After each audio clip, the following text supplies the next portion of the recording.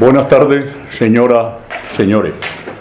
Primero, antes de seguir adelante, le pido por favor que se acuerden de apagar o silenciar sus móviles. Y el primero, conferencia. Es un honor para mí, hoy, el tesorero de esta docta casa, Ángel Alberto Núñez Moreno, presentar un acto tan importante como pienso que es este.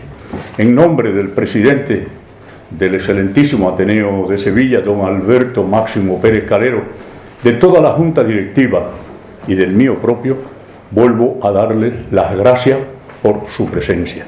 Hoy, cuando tenemos una persona del fuste de don Antonio Piñero Sáenz, que conversando ahora con él, off the record, pues resulta que su tío, don Antonio Piñero, fue mi catedrático de oftalmología en la Facultad de Sevilla, Facultad de Medicina.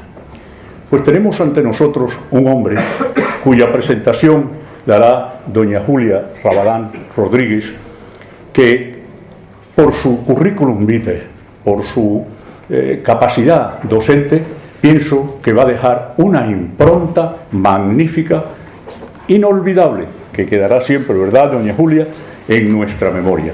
Además, en un tema tan importante, tan interesante, para todos los que hemos nacido en el mundo cristiano y practicamos el cristianismo, como es el Nuevo Testamento y todos los enigmas que le rodean. Así que, una vez más, mi bienvenida, mi agradecimiento, y recordarles que cuando termine don Antonio Piñero su conferencia, habrá un coloquio. Doña Julia, por favor, suya es la palabra. Muchas gracias. Buenas tardes, bienvenidos a todos. Este es un acto que organiza la Asociación Cultural INEMI. Primero, darle las gracias al Ateneo por cedernos este espacio tan bonito. Darle las gracias, como no. ¿No se escucha? ¿No se me escucha? Tiene que subir el botón, Julia, hacia arriba. Ahora. ¿Ya? Bueno, pues buenas tardes, muchas gracias por la acogida, muchas gracias a vosotros por venir. Especialmente, este es un acto que celebra la Asociación Cultural INEMI con motivo del 5º aniversario de nuestra Constitución. Nosotros somos una asociación sin ánimo de lucro que tiene por objeto el desarrollo conciencial del ser humano a través del amor incondicional. A lo largo de estos años hemos tenido muchas actividades que están recogidas en el blog de la asociación. Lo más entrañable, quizá ahora lo que puedo destacar como una actividad que nos llena de gozo, son las meditaciones de puertas abiertas que realizamos los sábados a las 12 de la mañana en nuestra sede. También tenemos un huerto que se cultiva en el Parque del Alamillo por algunos de nuestros miembros, y todo lo que se recolecta va hacia fines sociales. Y otra actividad también muy importante y que nos gusta mucho y estamos muy orgullosos son las grabaciones de las talleres, tertulias y diferentes conferencias que siempre de temas concienciales pues se graban y luego retransmitimos o difundimos a través de nuestro canal de YouTube. Las gracias, por supuesto, al Ateneo por cedernos este espacio tan bonito, a don Antonio, nuestro conferenciante, por venir, y paso a presentar a don Antonio, que es muy conocido entre vosotros seguramente por sus intervenciones de radio y televisión. Es para nosotros un orgullo contar esta tarde con la presencia de un hombre de la categoría de don Antonio Piñero. Es catedrático de Filología Griega, ahora emérito, especializado en lengua y literatura del cristianismo primitivo. Posee un currículum muy extenso, como ya digo. Simplificando mucho, diré que es licenciado en Filosofía Pura por la Universidad Complutense de Madrid, en Filología Clásica por la Universidad de Salamanca y en Filología Bíblica Trilingüe por la Universidad Pontificia de Salamanca. Autor de más de 40 libros, entre los que se puede destacar El trono maldito, escrito en colaboración con José Luis Corral, está editado por Planeta, y es una novela histórica ambientada en el siglo I, de intriga preciosa. Después de ella tiene más libros, como por ejemplo antes también Los cristianismos derrotados, que es premio Investigación Finisterrae, hecho apócrifo de los apóstoles, Guía para entender a Pablo, que es una de sus últimas obras, es un ensayo muy precioso también. También es autor de numerosas publicaciones, posee 2 blogs, Cristianismo e Historia, y el blog de Antonio Piñero, donde escribe a diario y también en la página de Facebook. Junto a su incansable labor investigadora, porque es un hombre de ciencia, destaca su faceta de comunicador. Es colaborador habitual de programas de televisión y radio, y muchos de ustedes lo conocerán por sus intervenciones en Cuarto Milenio. De reconocido prestigio tanto a nivel nacional como internacional, es un referente en cuanto a conocimiento, tanto del judaísmo como del cristianismo primitivo. El profesor Piñero ha venido expresamente de Bayona, Pontevedra, para estar con nosotros, de manera totalmente generosa, donde se encuentra trabajando en una nueva edición laica, universitaria, histórico-crítica del Nuevo Testamento, junto a otros colegas que, por cierto, se encuentran en esta sala esta tarde, y le doy mi más calurosa bienvenida. Es una persona muy solicitada. De hecho, en el trayecto de Bayona a Sevilla, al hacer escala en Madrid, ya le requirieron para dar una charlita, como él dice, que acaba de impartir. Y con motivo de su estancia en Sevilla, la Facultad de Geografía e Historia le ha pedido que mañana a las 12 presente su penúltimo libro, Gnosis, Cristianismos Primitivos y Manuscritos del Mar Muerto.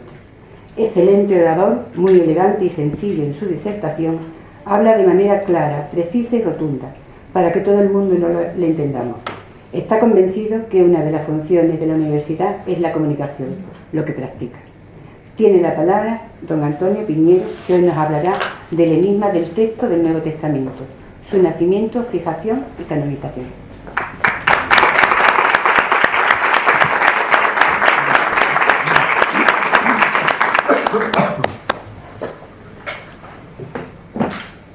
Buenas tardes. ¿Se oye? Sí. Queridas amigas, queridos amigos, como yo soy de aquí, yo he nacido en Chipiona, pero me he criado en Carmona, estoy en mi casa. Y por lo tanto estoy encantado.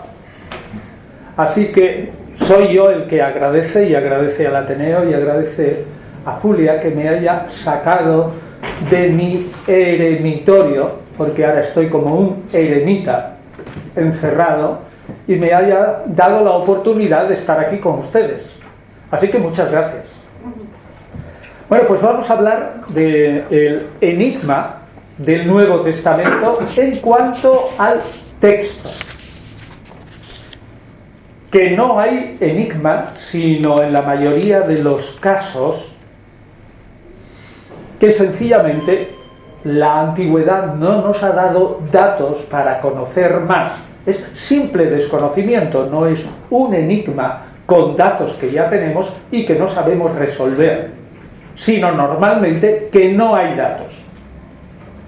Si conocemos bien los datos que nos da la historia, parte de los enigmas del texto del Nuevo Testamento desaparecen.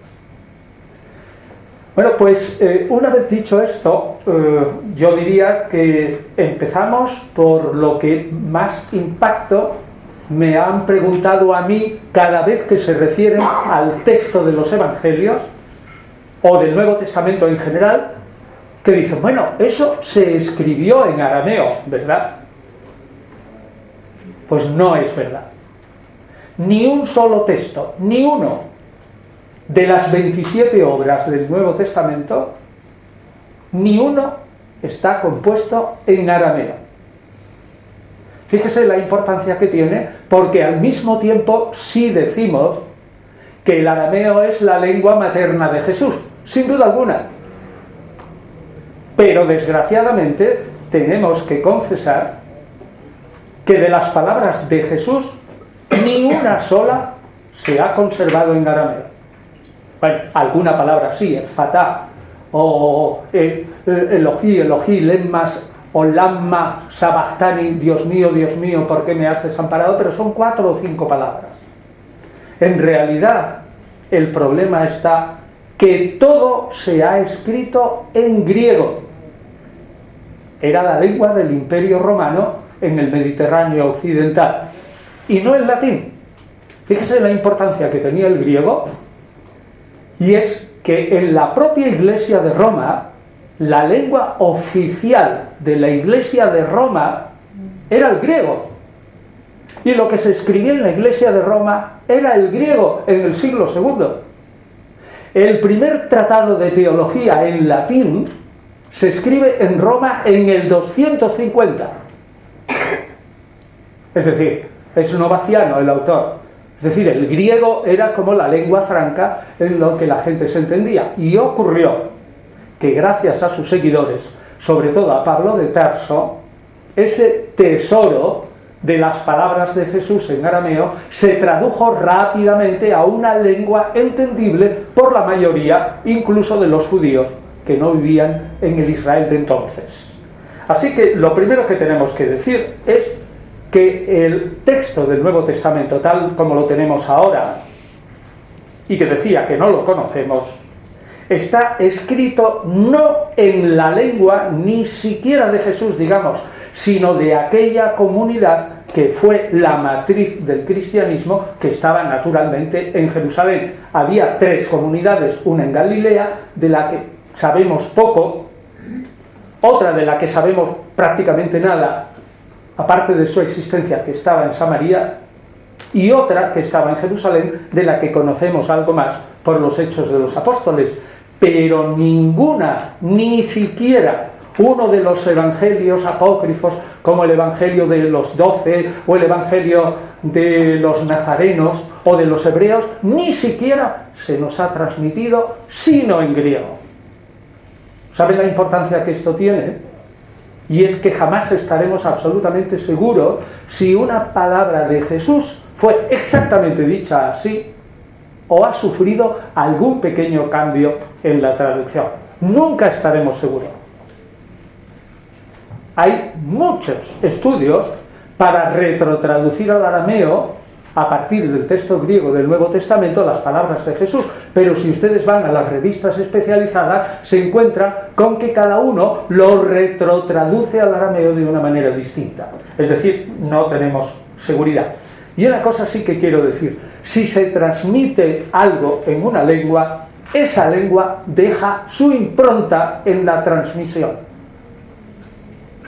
Una lengua es una manera de ver el mundo, una manera de interpretar el mundo.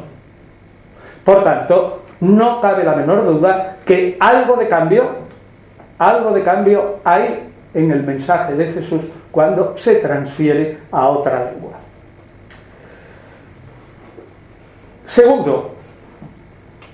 Segunda idea importante: no conservamos, y esto también me lo preguntan muchas veces, no conservamos ninguno de los autógrafos, es decir, el escrito original de ninguna obra del Nuevo Testamento.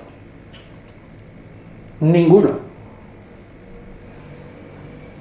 Irremisiblemente, los autógrafos, es decir, lo que escribió cada uno de los autores del Nuevo Testamento, irremisiblemente, bueno, o casi irremisiblemente, no sabemos si las arenas de Egipto o de Palestina, Israel, puede descubrir o permitirnos descubrir algo, pero parece que irremisiblemente se ha perdido.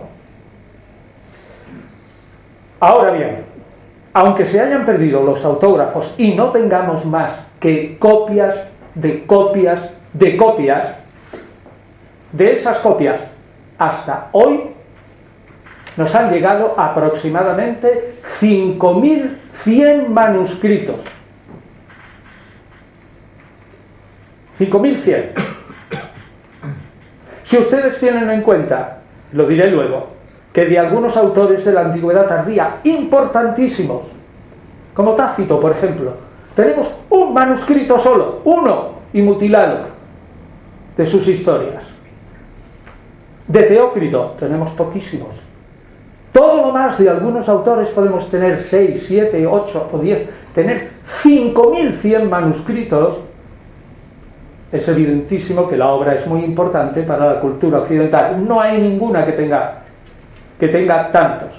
Desgraciadamente, si van ustedes a la calle, aunque se publiquen 29 millones, 30 millones de ejemplares del Nuevo Testamento cada año, y se vendan o se regalen 30 millones de ejemplares, la inmensa mayoría no ha leído el Nuevo Testamento.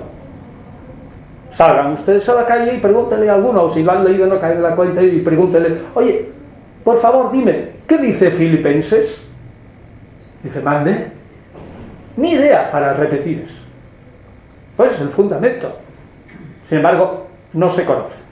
Bueno, pues de esos 5.100 aproximadamente manuscritos, los tenemos de 3 clases.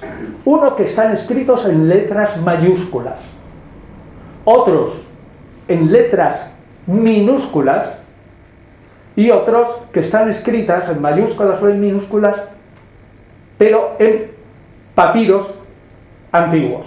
Los manuscritos en mayúsculas normalmente son caros, son pocos, y están escritos en pergamino. Los manuscritos en minúscula, que empiezan aproximadamente en el siglo IX, la mayoría están escritos en, bueno, hay algunos en pergamino, pero en papel. Y papiros antiguos, descubiertos desde finales del 18 hasta hoy, hay solamente 129 papiros que no cubren ni mucho menos la totalidad de todo el Nuevo Testamento. Pues bien, de los mayúsculos hay solo 300. Solo 300. Pero tienen un problema. Son muy antiguos, hasta el siglo IV. Pero esas letras mayúsculas están escritas todas seguidas. No hay diferencia entre palabras. Fíjese, es difícil leer así.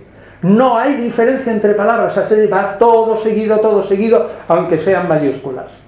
Entonces, la diferencia entre palabras la tienen que hacer los lectores, lo cual, naturalmente, eso dificulta. Y luego tampoco hay puntos apartes, ni hay parágrafos, hay algunas señales al margen, pero a veces ni entendemos por qué han puesto esas señales.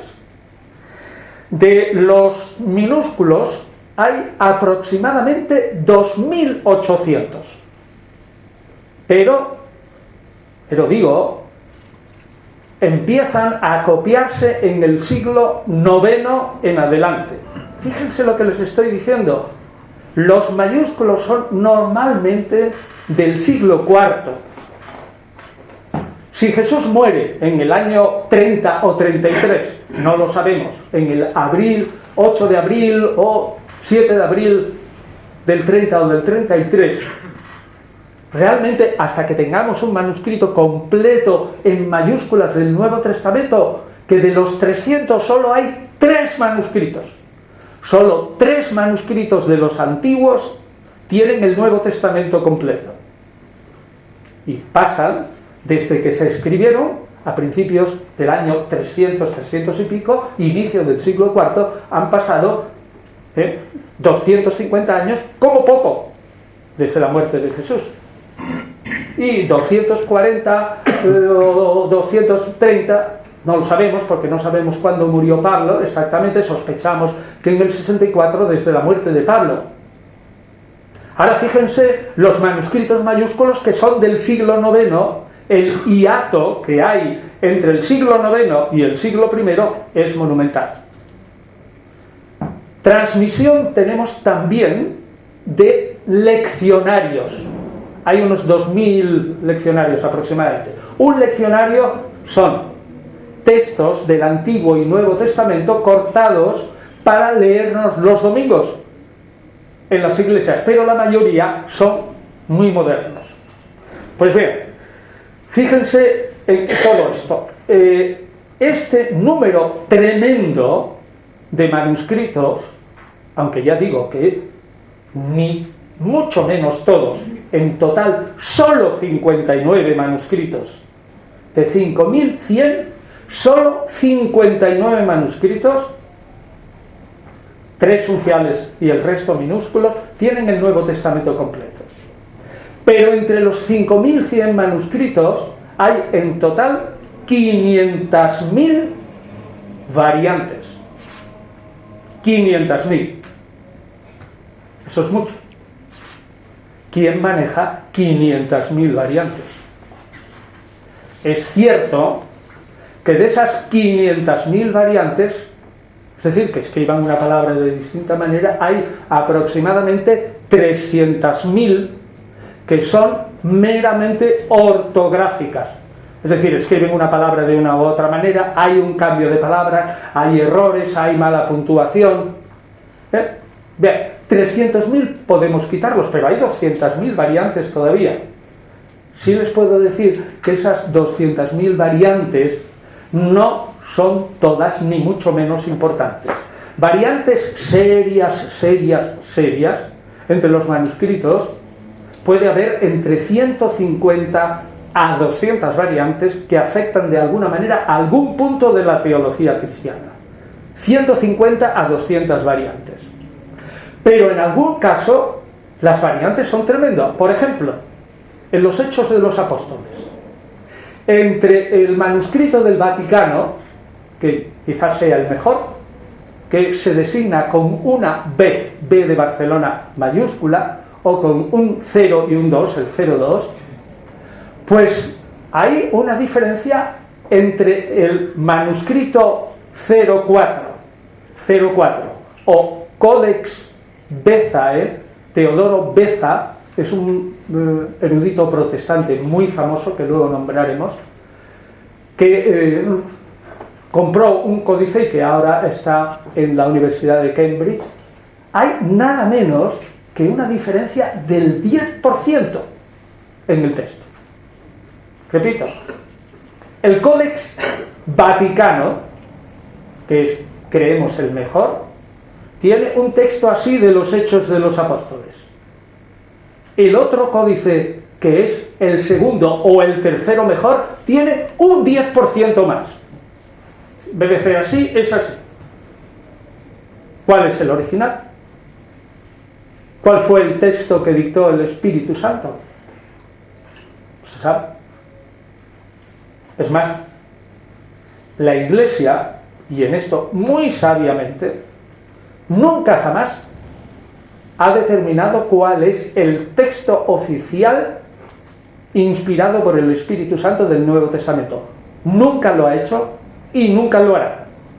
Evidentemente, con 500.000 variantes no se puede establecer un texto oficial del Espíritu Santo. Así que en ese aspecto, lo que dice la Iglesia en líneas generales, no solo la católica, sino la ortodoxa y sobre todo los luteranos y otros protestantes, es que el texto del Nuevo Testamento está vivo en la Iglesia y que el Espíritu de Jesús vive dentro de cada comunidad. Y que por lo tanto no es necesario determinar cuál es el texto que inspiró el Espíritu Santo. Pero resulta que todos los investigadores, si no tenemos un texto delante fijo, no hacemos investigación del Nuevo Testamento. Así que nos encontramos con que no hay un texto oficial y no tenemos un texto fijo, y sin embargo tenemos que investigar qué es lo que dice el Nuevo Testamento, porque la función del filólogo, la mía, es muy modesta en sí, es anterior a la teología, no es religión todavía. Los teólogos vienen después.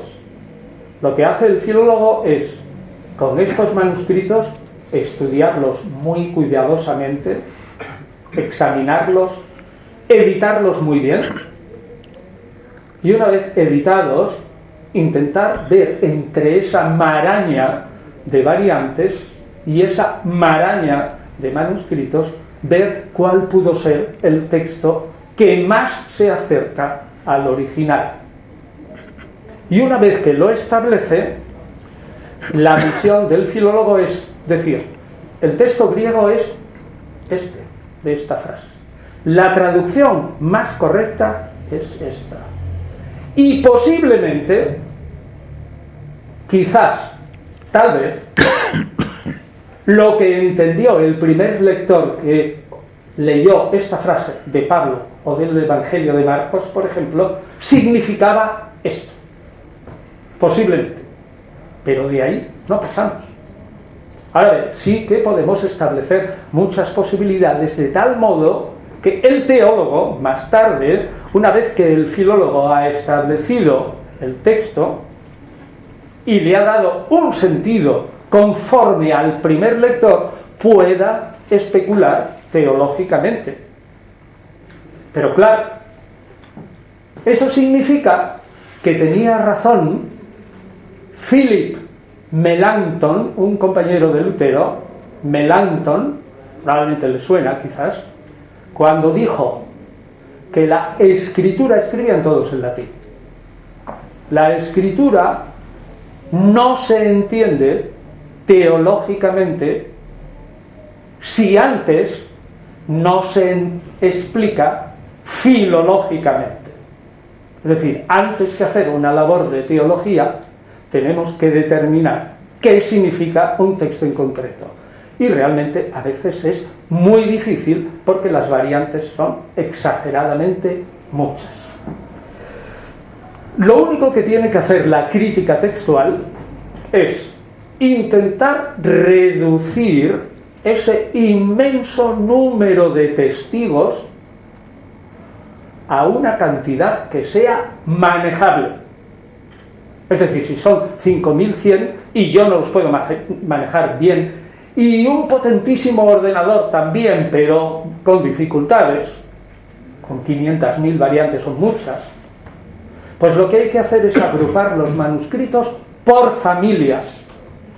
¿Cómo se agrupan los manuscritos por familia? Primero, sabiendo la procedencia geográfica. ¿De dónde vienen? ¿De Egipto? ¿De Asia Menor? ¿De Lidia? ¿Vienen a lo mejor de las Galias? ¿Vienen de Roma? Segundo, la edad del manuscrito. Pero ahí nos encontramos una cosa. Yo puedo determinar más o menos 50 la edad, por ejemplo, de un pergamino por medio del carbono 14. Corto un trocito, se quema y por la ceniza y la radiación se sabe más o menos de qué edad es el pergamino. Sí, pero eso no te indica nada de qué edad es lo que está escrito en ese pergamino. La edad es solamente adivinable a través del estudio comparativo de un montón de cosas y haciendo muchas deducciones y carga. Pues bien, una manera, por ejemplo, de formar familias es curiosa, y es encontrar un error que sea gordo, y cuanto más gordo mejor. Si un error en una frase, que se ve evidentemente en una frase en griego, es clarísimo, y hay un montón de manuscritos que repiten el mismo error, es evidente que muchos manuscritos son asimilables a uno solo, con lo cual en vez de considerar 60 o 70, consideramos ya uno. Ya nos hemos quitado 60 del medio. Otra manera con los ordenadores ahora es digitalizar todos los manuscritos. Están casi todos prácticamente digitalizados. Y se van por familias. Entonces, cuando tenemos una familia, estudiamos cuáles son las lecturas particulares de una familia. Es decir, que cuando, por ejemplo, esa familia transmite el Evangelio de Marcos, al llegar, por ejemplo, al episodio del bautismo, pues uno dice, se abrió los cielos, pero otros dicen, se rasgó los cielos. Entre abrirse y rasgarse hay una diferencia. Bueno, pues hay ahí una variante. Pues además resulta que en cada uno de los pasajes puede haber diversas variantes. Se escogen aproximadamente 800 variantes y se digitalizan. Y luego se hacen pasar todos los manuscritos que están digitalizados por el ordenador, y si tienen de esas 800 un número suficientemente elevado de variantes iguales, naturalmente ahí nos encontramos con una familia. Es decir, en una palabra, lo que tiene que hacer la crítica textual es hacer manejable el inmenso número de manuscritos, que si no, no podemos hacer nada bueno. Pues por si fuera poco, además de los manuscritos, tenemos lo que llamamos versiones antiguas del Antiguo Testamento. El Antiguo Testamento en griego fue traducido a partir del siglo II al latín, al siríaco, la lengua de Siria, que es arameo. Eso sí que es bueno, ¿eh? Fíjese el proceso. Del arameo se pasa al griego, el arameo se ha perdido, por ejemplo, en los evangelios, y luego del griego, que muchas veces está traducido al pie de la letra, por suerte, se vuelve a pasar al arameo. Bueno, pues en muchos casos hay muchas cosas que debieron ser así en las palabras de Jesús, y ya tenemos el griego, el arameo que podemos ver debajo, y los sirios, que entendían muy bien arameo y griego, pues lo tradujeron al siríaco, y por lo tanto merece respeto, porque esa gente eran de lengua materna siríaca.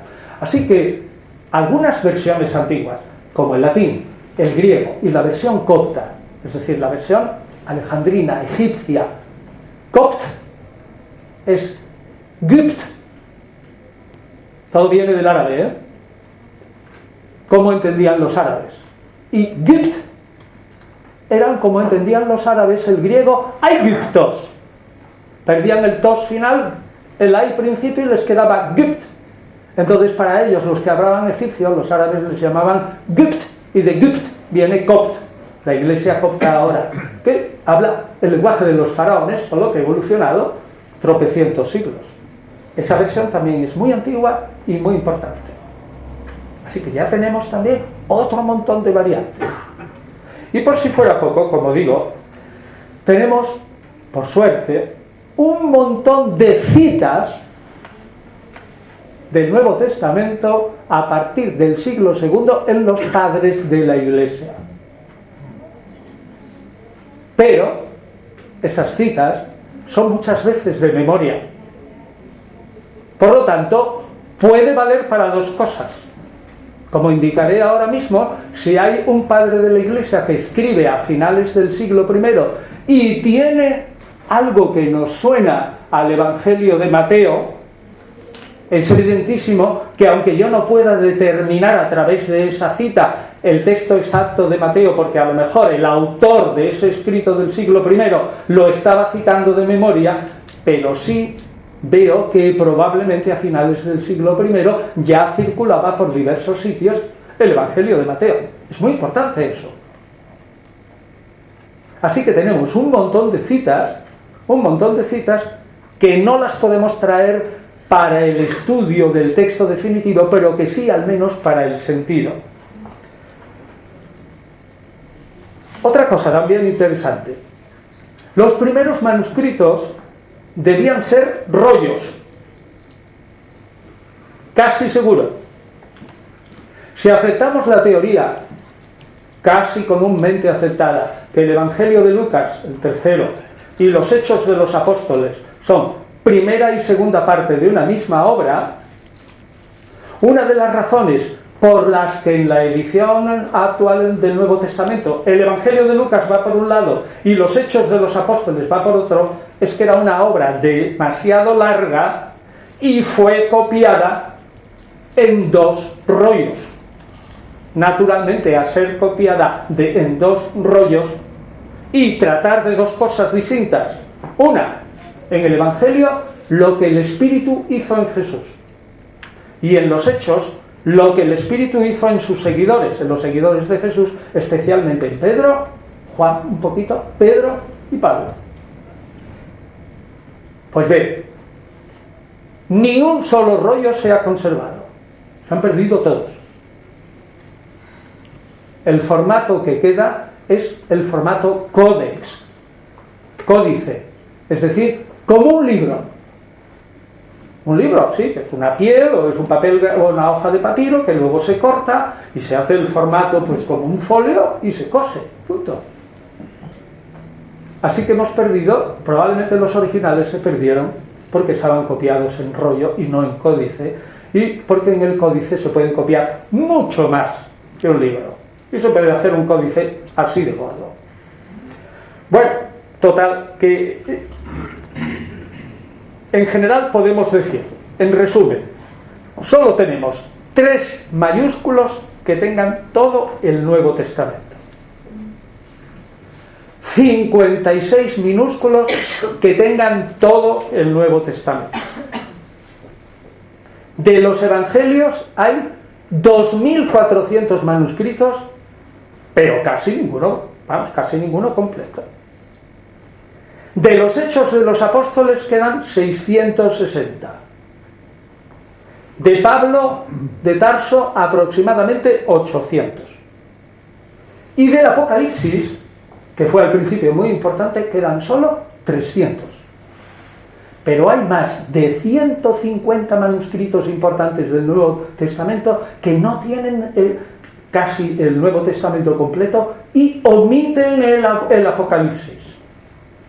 ¿Saben por qué? Pues porque el Apocalipsis en toda la Iglesia oriental fue muy discutido y unánimemente no entró en la lista sagrada de obras del Nuevo Testamento hasta el siglo X. Y en la Iglesia occidental hasta el siglo IV. Y con la Epístola a los Hebreos pasó lo mismo. En Oriente, pero al revés, en Oriente se aceptó pronto como una obra canónica y sin embargo la Epístola a los Hebreos en Occidente tardó tiempo en ser aceptada como obra de Pablo. Entonces, claro, el Apocalipsis ha sufrido que solo hay 300 manuscritos del Apocalipsis y algunos no completos. Bueno, las ediciones modernas del Nuevo Testamento se han hecho a base de coger los manuscritos y estudiarlos como les dije antes.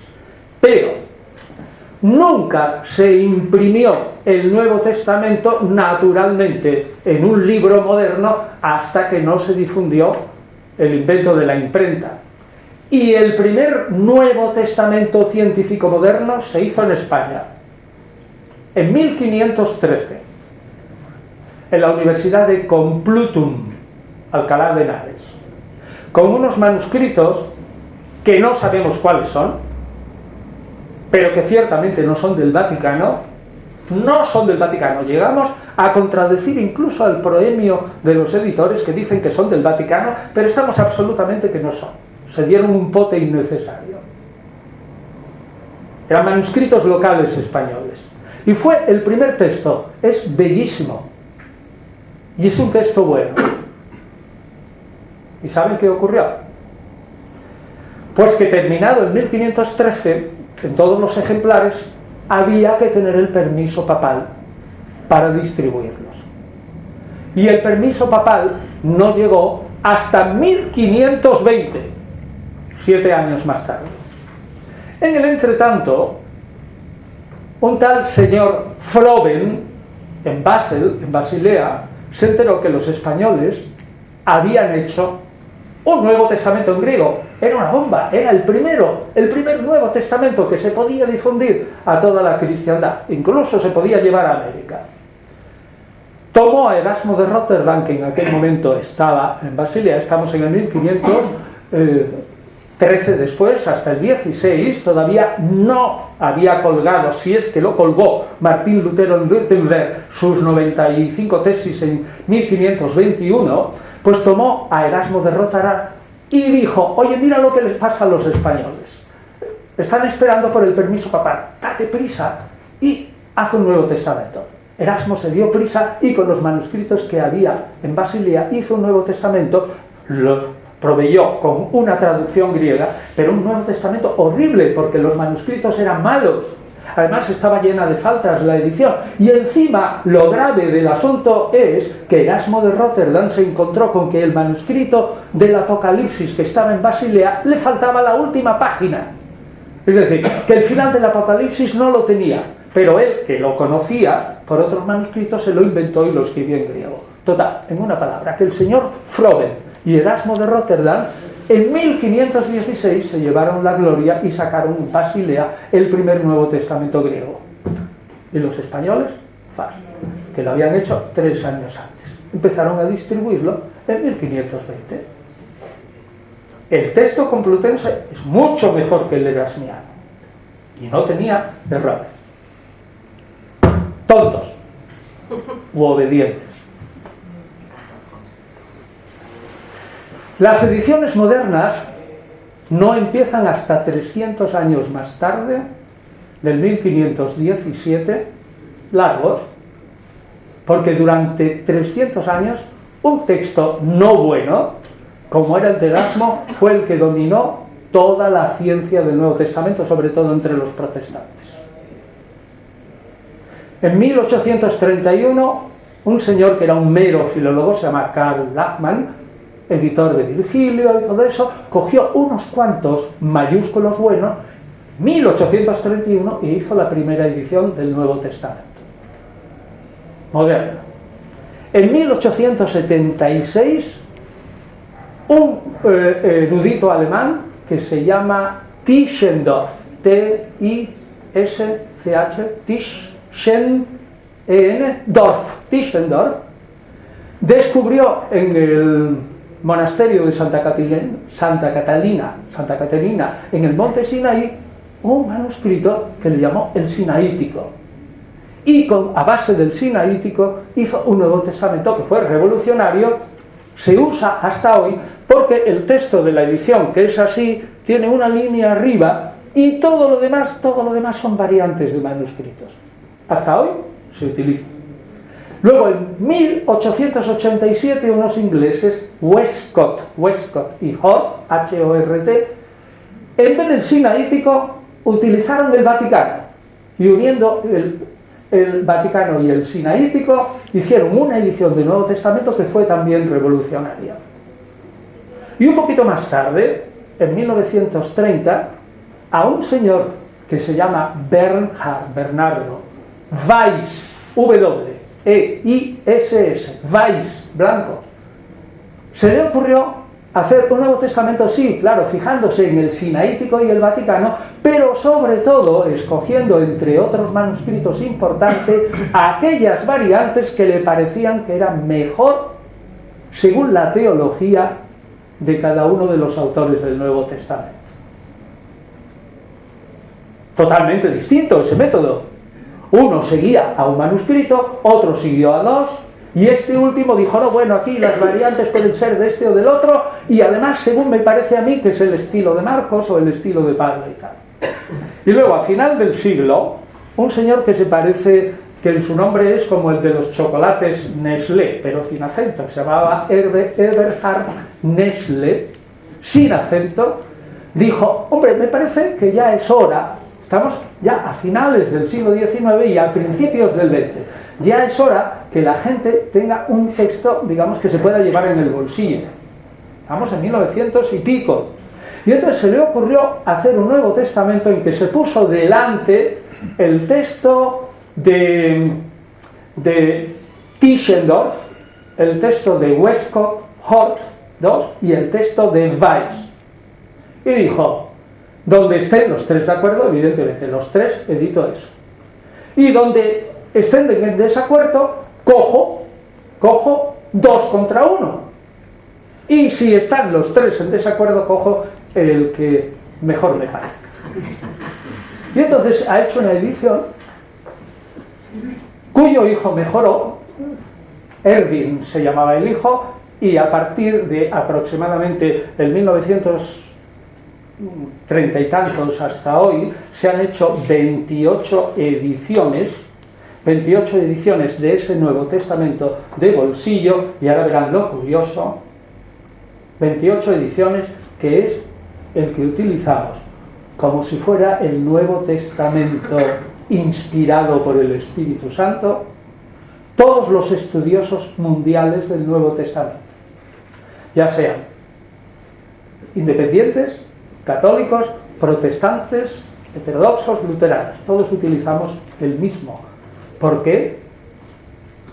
Pues porque después de Erwin Nestlé se fundó un instituto, un mecenas, fundó un instituto para estudiar el texto del Nuevo Testamento, de tal manera que a lo largo del tiempo el señor Nestlé tuvo que ceder el paso a Nestlé Aland, que era el director del instituto, que había reunido a un montón de gente y que poco a poco, ahora está en la Universidad de Münster, tiene un montón de ordenatas y tiene fotografías y microfilms de los 5.100 manuscritos que hay en el mundo. Y un equipo de cerca de 100 personas estudiando el texto del Nuevo Testamento, y ya han sacado de las epístolas el primer texto también así grande que se llama Mayor, que tiene una línea y todo lo demás son variantes. Pues bien, fíjense lo curioso. Católicos, protestantes y ortodoxos estamos estudiando, y sobre todo los católicos, el Nuevo Testamento en un texto establecido fundamentalmente por gente luterana o protestantes en general. Es una ironía, ¿no?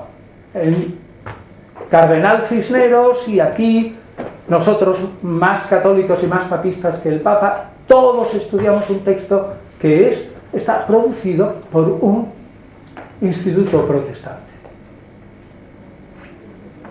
¿Cuál es el sistema de estos? Pues es lo mismo. En el fondo es buscar la mejor lectura.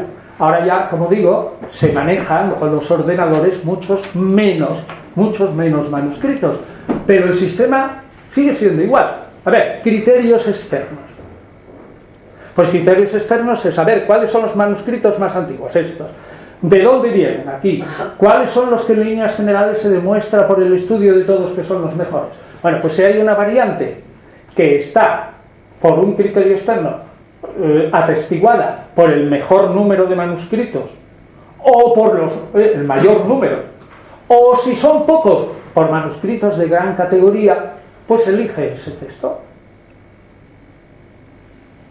Criterios internos. Pues los criterios internos es tener en cuenta, vamos a ver, cómo se suelen equivocar los escribas. Pues los escribas cometen muchos errores, bueno, y los escribimos nosotros. Si ustedes se fijan, si en un manuscrito o estamos copiando, bueno, ya no lo hacemos, ¿no? Pero si copiamos de una plana una línea que empieza por dos palabras iguales y 6 líneas más abajo se repiten esas dos palabras iguales al principio de la línea, a la mano izquierda, pues es evidente que mucho se pasará de la línea 22 a la 26. ¿Por qué? Porque como son iguales, ¡pum!, y se han saltado 4 líneas. Bueno, pues hay muchos errores de los escribas que ya los conocemos y entonces ya sabemos de qué pie cojea. Y también hay otras normas que son también de sentido común. Una es la lectura que sea más pequeña, es decir, si ahí aparece Jesús dijo a sus apóstoles y aparece otra lectura, Jesús dijo a los apóstoles con gran intensidad y con furia o ira, la lectura más pequeña suele ser la original.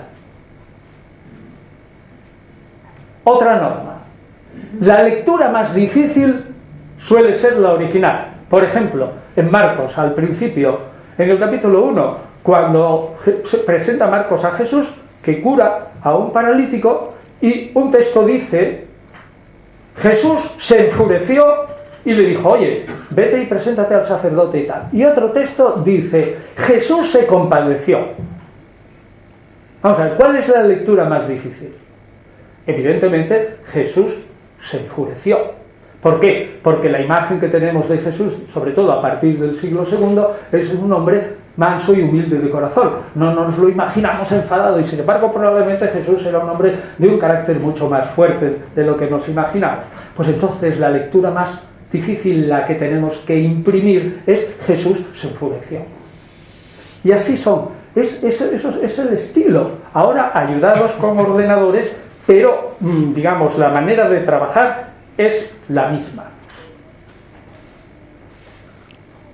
No hemos avanzado nada más desde el siglo XIX ahora en metodología, nada más que gracias a la depuración de los textos por medio de los ordenadores. Los sistemas son los mismos, los mentales, como ponderamos, los mismos que ya el editor colega de Tischendorf a final del siglo XIX estableció como normas usuales para tratar un manuscrito y sus variantes. Bueno, pues una vez dicho esto, tenemos que pasar a considerar el texto en sí mismo y hacer 3 observaciones que son muy importantes. El texto actual, que sale de ese instituto de Münster y que utilizamos todos, la edición 28ª de Nestle Aland,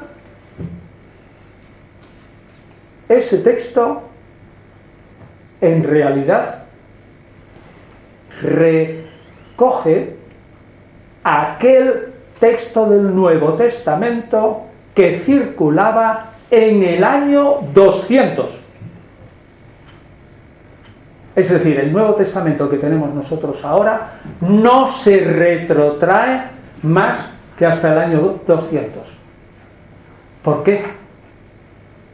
Pues porque los papiros que tenemos, salvo uno, el papiro 52, que es del capítulo 18 del Evangelio de Juan y que tiene 3 versículos pequeños con algunos huequecitos, en líneas generales todos los papiros son del 200 en adelante y son los textos más antiguos. Los más antiguos son los papiros encontrados en Egipto, luego vienen los unciales mayúsculos y luego vienen los minúsculos. Pues es evidente que nosotros no tenemos más que citas anteriores, ya les dije antes. Primera Clemente del 96 probablemente está citando a Mateo. La doctrina de los 12 apóstoles, la Didache, que es del 150, está citando a Mateo y alguno más. Pero bueno, nos sirve para unas cuantas frases. Ignacio de Antioquía, que muere en el 119 como tope, pero cuyas cartas están manipuladas por los escribas antiguos y que probablemente algunas cartas son falsas y otras son en torno al 140 o 150. Se sabe de memoria 1 Corintios, pero podemos reconstruir a lo mejor una parte de 1 Corintios con Ignacio de Antioquía. ¿Y el resto del Nuevo Testamento qué? En una palabra. El Nuevo Testamento que tenemos ahora, primera observación, es del año 200. Me dirá alguno, oiga, es que usted está enseñando por ahí que la primera obra que se escribió del Nuevo Testamento es Primera Tesalonicenses y esa se escribió en el año 51, seguro. Pues sí. Entonces, entre el año 51 que escribió Pablo esa carta y el año 200, esos 150 años, ¿cómo los construye usted? A ver, ¿qué garantía me da usted? Pues decimos, garantía, ninguna. Solo, pues podemos decir que existen citas de autores que son anteriores al 200, ya he nombrado Clemente, primera epístola de Clemente, bueno, aunque el autor no sepamos quién es, pero probablemente es del 96 o 98. Hemos nombrado la doctrina de los 12 apóstoles, hemos nombrado las cartas de Ignacio de Antioquía, podemos añadir lo que reconstruimos del heresiarca del hereje Marción, que es del 140, tenemos textos de Justino Mártir, que habla cita trozos que luego serán el Nuevo Testamento del 150, en el año 170 Ireneo está ya citando casi todo el Nuevo Testamento y es igual que el del año 200, es decir, al mismo tiempo que yo digo, no sé, no puedo construir un puente que vaya del 200 hacia atrás al 51, al mismo tiempo les puedo garantizar, como conocedor de la materia y de los estudios, que probabilísimamente el texto no ha sido alterado demasiado. No ha sido alterado demasiado, al menos en cuanto al sentido. Sí sabemos, sin duda alguna, que a principios del siglo II se manipularon los textos para acomodarlos al griego de la época y se rearreglaron las cartas de Pablo. Pero ese rearreglo fue a base de corta y pega. De unas 20 cartas, 13, 14, 15, tampoco lo sabemos, algunas se han perdido, pongamos 15, 16 cartas de Pablo, o 13, es igual. Un editor hizo 7, cortó, pegó, dejó algunas cosas e hizo 7 cartas. 7 es el número de la perfección. Pero cortó y pegó. Por las citas de Ignacio no tocó el texto. Es decir, podemos estar seguros de que el texto del año 200, en un 90% al menos, refleja aquello que debió de salir de la mano de los autógrafos. Es una cierta tranquilidad. Si no, iba a parecer que yo iba a poner digamos, un panorama negrísimo. Pero, aunque no pueda demostrarlo, tenemos esa seguridad. Ahora, segunda observación. Esta es más seria. El texto que estamos manejando científicamente del Nuevo Testamento, esta edición 28 de Nestle Adam, ese texto no está en ningún manuscrito. Óiganlo bien. No está en ningún manuscrito. Es decir, es un texto reconstruido. Con ayuda de los ordenadores y bla, bla, bla, sí. Pero es un texto ideal. Lo que nosotros creemos que fue lo más primitivo. Pero si cogemos hasta el mejor manuscrito, o el sinaítico, el vaticano, o el alejandrino, o el Ephraemi Rescriptus, es decir, el palimpsesto de San Efrén, que tiene el Nuevo Testamento por debajo, no coincide con el texto que nosotros estamos estudiando científicamente del Nuevo Testamento. Esto es serio. Es un texto puramente reconstruido científicamente y no está, repito, en ninguna parte. Tercera observación. Nosotros tenemos 5.100 manuscritos, cierto, pero antiguos del siglo IV y por ahí, muy pocos. Sabemos que con la persecución de Decio 250, que fue la primera gran persecución anticristiana, antes hubo muy pocos mártires, y sobre todo con Diocleciano hasta el 303, del 280 hasta el 303, sobre todo con Diocleciano, fue el único que cayó en la cuenta. La manera de acabar con los cristianos es no matando a los jefes, como habían hecho antes, ni cargándonos a los cristianos, tampoco. Como hicieron los nazis con los libros de los judíos, eso hizo Diocleciano. Busquemos todas las obras de los cristianos y hagamos piras en la calle. Y Diocleciano se liquidó un montón de esas. Ha habido muchas guerras, muchas bibliotecas incendiadas. Se han perdido un montón de manuscritos. Es decir, nosotros conservamos antiguos, unos cuantos, 59 manuscritos, debidos al azar de la guerra, los incendios, persecuciones y bla, bla, bla. ¿Qué Nuevo Testamento habríamos hecho si el azar de la guerra, los incendios y las persecuciones hubiera sido otro? A lo mejor habría salido un Nuevo Testamento distinto. Así que tengan en cuenta que la ciencia nos lleva a una posición relativamente escéptica, aquí entre las dos aguas. Así que observen siempre eso. Hemos reconstruido un texto que es del 200, es un texto ideal, no existe ninguna copia tal cual, y tercero, es un texto que se debe al azar. Muy bien. Y ahora, ¿quién hizo este texto? Son las 8. ¿Sigo un poco más? ¿Problema? Yo no tengo prisa, ¿eh? Pero si pierden la cerveza, ustedes... Bueno, ¿quién hizo ese texto? Mire, eso, para responder esa pregunta, que la Iglesia no dejó absolutamente ningún testimonio, necesitaríamos un par de horas, yo lo tengo escrito por ahí, por ejemplo, en los libros sagrados de las grandes religiones. Ahí está la historia, pero lo resumo en 2 palabras. Una protoiglesia, ahora diré cuál es, escogió, formó el Nuevo Testamento basándose probabilísimamente en 3 razones. Que las obras provinieran de autores que directa o indirectamente vinieran a su vez de los apóstoles, es decir, no de un cualquiera. Se puede admitir de Marcos el Evangelio, pues porque la tradición decía que Marcos era discípulo de Pedro.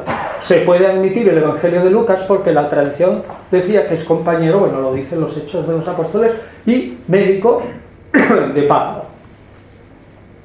Primer argumento, tiene que tener una autoridad apostólica. Segundo argumento, que responda a una cierta ortodoxia. En ese momento no había ninguna Real Academia Teológica, pero había bastante comunicación. Estamos hablando del Mediterráneo, y el Mediterráneo desde abril hasta octubre, septiembre, que estaba abierto, se comunicaban continuamente. Con buen viento, de Alejandría a Roma, un buen barco podía tardar 10 o 12 días. Una carta podía llegar o 3 meses. De Alejandría a Roma, en 10 días o 3 meses, pero llegaba. Y por último, esto es una suerte de alergia que me entra a mí, no se preocupen que no me pongo malo, ya se pasará.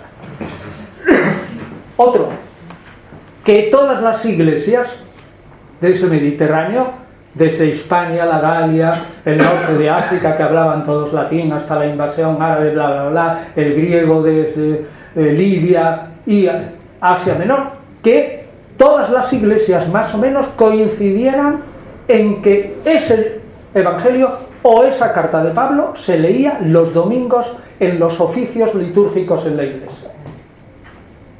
Es decir, 3 argumentos, repito: autoridad apostólica directa o indirecta. Segundo, que responda a una cierta ortodoxia. Y tercero, que se lea los domingos. Y así, por un acto, y aquí viene una cosa que quiero recalcar, por un acto de política eclesiástica, que puede durar cierto tiempo, o varios actos de política eclesiástica, unas iglesias importantes en el Mediterráneo oriental eligen los textos del Nuevo Testamento entre el año 150 y 170 sin que hayan dejado ni un solo documento de esos actos. Pero el fruto está ahí. Y que es un acto de política eclesiástica, y esto sí que tengo que leerlo, es que el Nuevo Testamento actual está regido por unas reglas numerológicas absolutamente estrictas. Repito, reglas numerológicas estrictas. Tiene una estructura numerológica que no es casual. Fíjese. Está regido por el 4, lo sabemos también por el Apocalipsis, que significa lo cósmico, y por el 7, que significa la plenitud. Hay 4 evangelios de los más o menos 30 que calculamos había en torno al 170, más o menos 30. Ahora quedan restos de 83 y los he publicado yo en todos los evangelios, pero al 170 debía haber unos 30. Hay 4 que son los 4 puntos cardinales. Hay 7 cartas de Pablo. Fueron manipuladas 13 o 14 o 15 o las no sé, hasta 7. Hay otras 7 cartas atribuidas a Pablo que hoy vemos que son de sus seguidores, pero es igual, están atribuidas en total 14. Las cartas auténticas de Pablo son 1 Tesalonicenses, Gálatas, 1 Corintios, 2 Corintios, ojo dicho, 1 Tesalonicenses, no segunda, Gálatas, 1 Corintios, 2 Corintios, Filipenses, Filemón y Romanos. El resto son de sus seguidores. Hay 7 cartas del resto de los apóstoles. Primera, segundo Pedro, Jacobo, Judas, 1, 2, 3, Juan. 7. Y el último libro, el Apocalipsis del Nuevo Testamento, que es una carta, contiene dentro 7 cartas. Es decir, la estructura numérica del Nuevo Testamento está hecha con el 4 más 14, o sea, 7 más 7, más 7, más 7. Es imposible que eso proceda del azar. Eso es un acto de política eclesiástica que dura tiempo. Segunda idea a este propósito. Se deja entrever que en este acto de política eclesiástica hubo una negociación. Una negociación. Y ahora yo puedo desvelar. ¿Quién negociaba ahí? Pues probablemente, como las iglesias judeocristianas, había 2 grandes ramas de cristianos. Una derivadas de la iglesia de Jerusalén y de los judíos, y otras derivadas de los judíos helenistas y luego de Pablo, que habían predicado a los paganos. 2 grandes ramas divididas en varias ramas. La primera gran rama, la judeocristiana, fue liquidada fácticamente por el Imperio Romano en las 3 grandes revoluciones de los judíos contra Roma. 66-73 la primera revolución, la segunda en torno al 114-117 en la época de Trajano, y la tercera de Adriano, que tiene que ver con España, desde el 132 al 135. El Imperio Romano se liquidó a un montón de judíos y a todos los judeocristianos.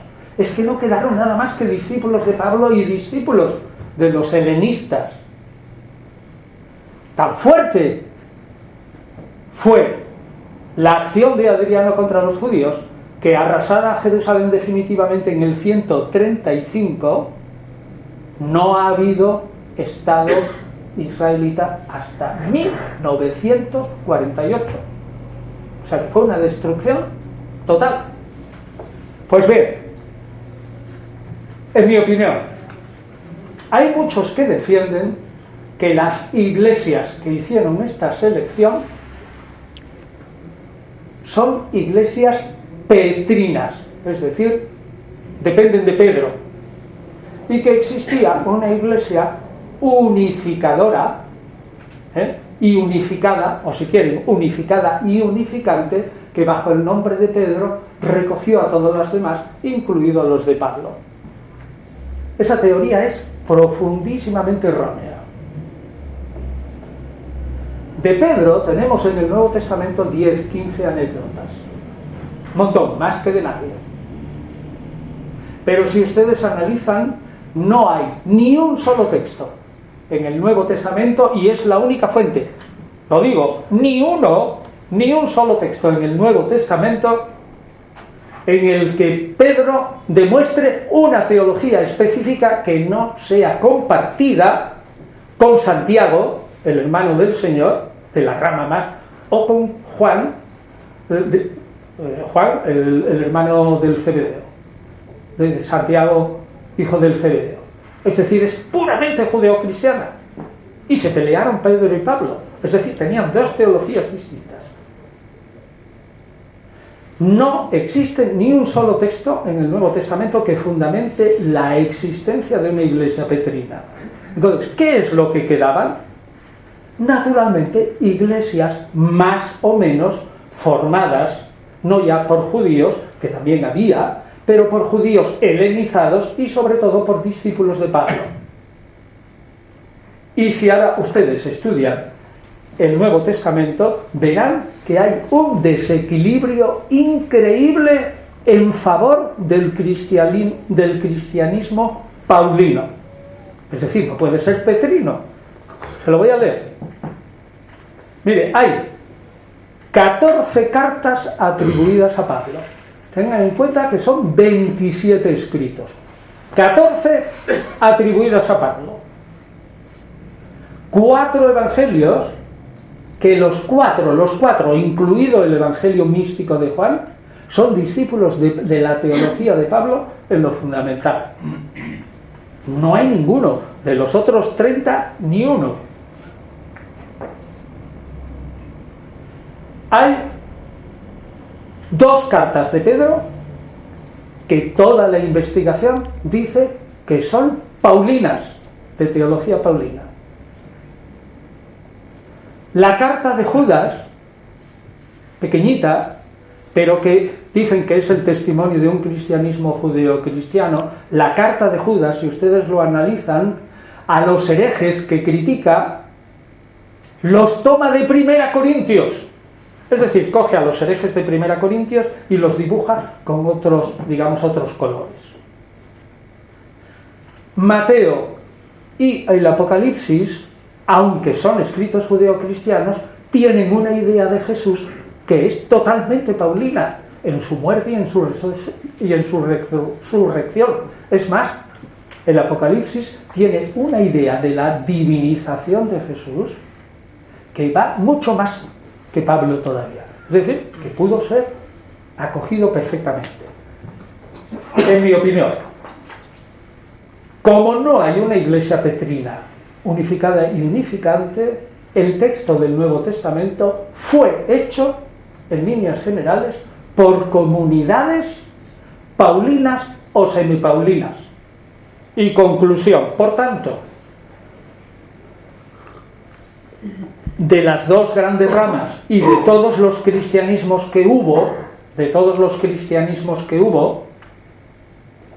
cuantos fueran, 10 o 12 o algo así al principio, porque todas las ramas judías se dividieron en varias y las ramas paulinas en varias, de todos esos cristianismos que hubo, el Nuevo Testamento es el fundamento no del cristianismo, sino de un cristianismo, el que resultó vencedor. Y ese cristianismo es paulino, como se demuestra la numerología y el desequilibrio tremendo que de 27 obras hay atribuidas o que son de espíritu paulino, por lo menos 24. Por lo menos 24. Bueno, ¿y qué ha hecho el Nuevo Testamento con la Biblia hebrea, que la cita muchísimas veces?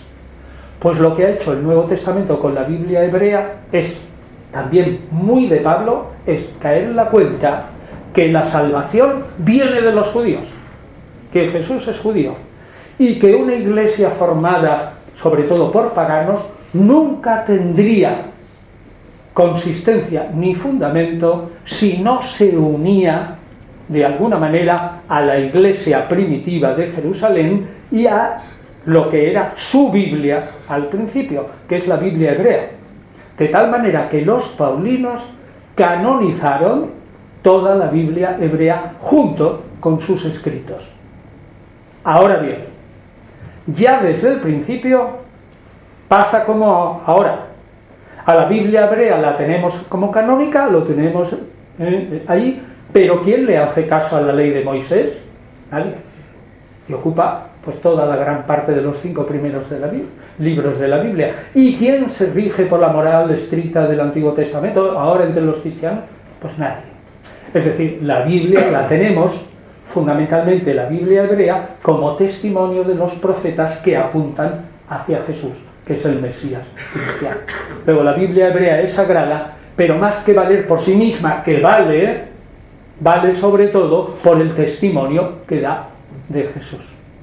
Y entonces se une el paulinismo con el judaísmo fundamental. En una palabra, y sintetizo, y ya termino. El Nuevo Testamento es enigmático. Y hay algunos problemas del Nuevo Testamento que no sabemos resolver. Pero termino con lo que dije al principio. Es enigmático no porque tengamos datos que no entendemos, sino porque carecemos de datos. Pero podemos tener el consuelo que este Nuevo Testamento, aunque sea paulino, fundamentalmente paulino, es la interpretación de Jesús que más podía venderse de alguna manera a todas las naciones que poblaban el Imperio Romano. No se podía vender a las naciones que poblaran el Imperio Romano un Mesías estrictamente judío. Por eso el Nuevo Testamento desjudaiza un poco a Jesús, cambia su concepto del reino, hace de un Mesías judío un Salvador universal, y podemos estar seguros, digamos, que es una religión más comprensiva que si hubiéramos seguido la rama estricta judeocristiana de Santiago, Pedro y Juan, mucho mejor. Y lo último, no desmoralicémonos, a pesar de que no podemos salvar el hiato que existe entre el año 200, texto actual, y el 50, porque podemos tener la seguridad de que a pesar del azar y todo eso, que lo más probable es, por las citas que también se han conservado, tengamos un texto que se parece suficientemente al que salió de la mano de los autógrafos. Muchas gracias.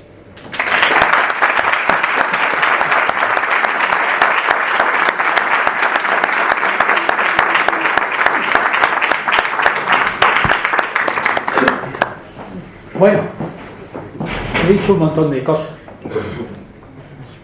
y algunas a lo mejor es necesario que se expliquen más, o del entorno o lo que sea. Aquí estoy y pregunten ustedes si quieren. Hable alto para que le oigan detrás.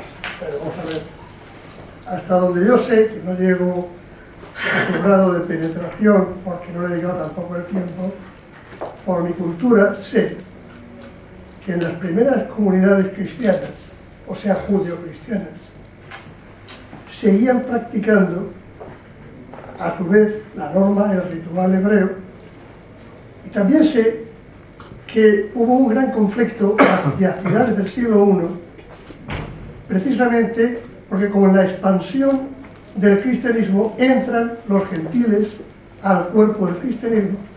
Gentiles quiere decir paganos. Paganos.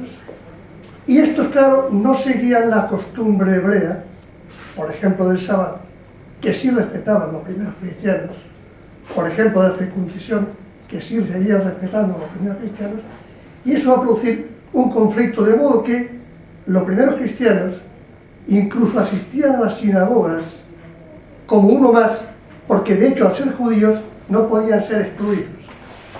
Y la misionaria hebrea, justamente, en la canonización de la, digamos, cuando hacen el texto del Sidur, había 18 bendiciones, primero eran 17, y se añade una más respecto a los renegados, que refleja precisamente ese conflicto que a partir de finales del siglo I y principios del segundo va produciendo precisamente la fractura que usted apunta. Esa idea de un judaísmo que sí era, digamos, que seguía la tradición y el texto hebreo, que asistía a las sinagogas, y de hecho además lo que relatan los evangélicos básicamente es un judío ortodoxo, es decir, es alguien que va al templo a los 13 años, hace su bar mitzvah, como hace todo judío. Es alguien que se... Bar mitzvah lo que quiere decir es que es la paréntesis, se tiene que explicar. El bar mitzvah es digamos, como la acción por la cual es la misma que la efebía griega, pasa un hombre que es un infante a ser un adulto, y desde ese momento está obligado a cumplir toda la ley. Está declarado adulto en ese rito de tránsito de la, digamos, infancia, juventud a la adultez. De hecho, en hebreo, bar mitzvah quiere decir hijo de la ley. ¿Me explico? Entonces, siempre he mantenido la posición o la idea de que todo lo que va a suceder a partir del siglo II y la posición de Pablo va a ser quitar, desjudaizar completamente el texto de un judío que era Jesús, cumplidor además, tan cumplidor y tan celoso de la ley que echa a los que creen que no están cumpliendo el templo, lo que legitima el templo. Y va a haber un proceso de desjudaización progresivo que va a continuar en el tiempo, siglos más tarde, que va a llegar incluso a crear tensiones que van a producir, de hecho, el antisemitismo y lo van a aumentar incluso. Bien, pero diga, ¿qué pregunta es? La pregunta es, desde su punto de vista, la pregunta es pregunta y es también aportación, si no pregunta. La pregunta es, ¿concibe usted a Jesús como un judío normal, respetuoso de la ley antigua, que en realidad no rectifica, sino que es un judío disidente de los muchos que había en las escuelas que había en aquel momento? Vale, o sea, ¿cuál es mi estimación de Jesús? Global. Bueno, todo lo que usted ha dicho yo estoy fundamentalmente de acuerdo, es lo que yo explico en todos mis libros, realmente. De una manera quizás enfocado de otro modo, pero lo que usted ha dicho es fundamentalmente correcto. Lo que no tiene que ver mucho es con esta conferencia, porque estamos hablando del texto del Nuevo Testamento y usted salta a la interpretación y de Jesús. Entonces, si usted me pregunta, yo le respondo muy cordialmente diciendo, mi idea de Jesús es la misma que la suya, exactamente igual. No le contradigo en nada, no le rectifico en nada, ¿sí? Y todo lo que ha dicho usted tendría que precisarlo, pero lo acepto cordialmente. Muy bien. Es que Jesús fue un judío y el cristianismo nace después de la muerte de Jesús. ¿Qué es el cristianismo?